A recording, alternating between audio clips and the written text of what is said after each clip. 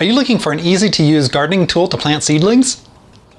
Do you need a simple-to-make gift idea for the gardener in your life?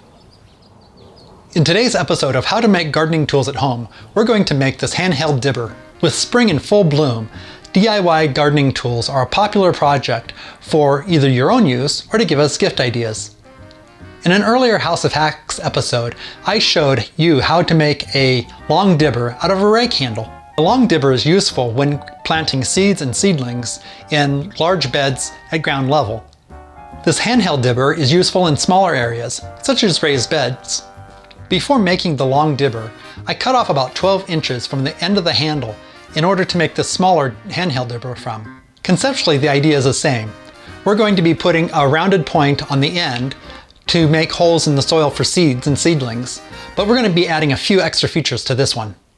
In this project, I'm going to use a lathe, just to show a different way of doing the same thing. But if you don't have access to the lathe, you could do the same thing as I showed before with a sanding station or by hand with sandpaper, files, or a rasp. Today, I'll also be connecting two round objects to each other at 90-degree angles. Stick around to see how I do that.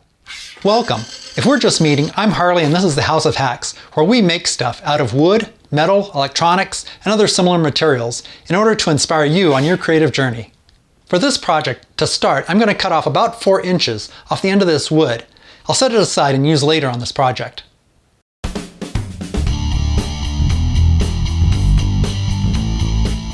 Then, I chuck the remainder in the lathe and start cutting it down.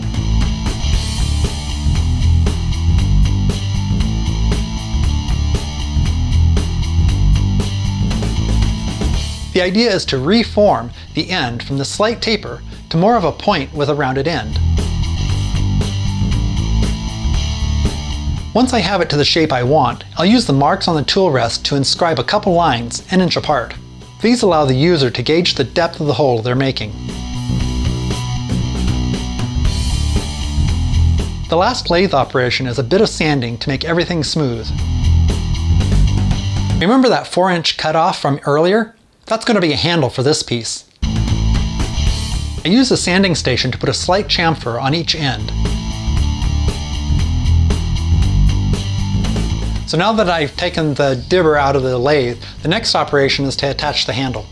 Originally, I was going to use a hole saw and put a radius on this end for this to sit down inside. But I don't have a hole saw the right size for this radius.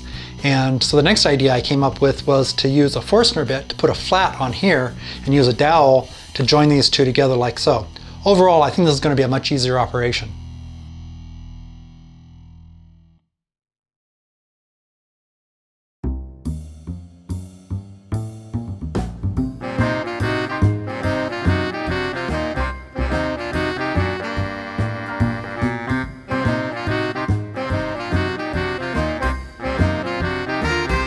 All that's left is a bit of oil to protect the wood.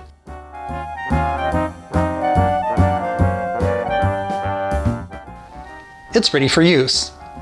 I'll see you over here in this video where I show you how to make the longer version of this tool for use standing up. And when making things, remember, perfection's not required, fun is.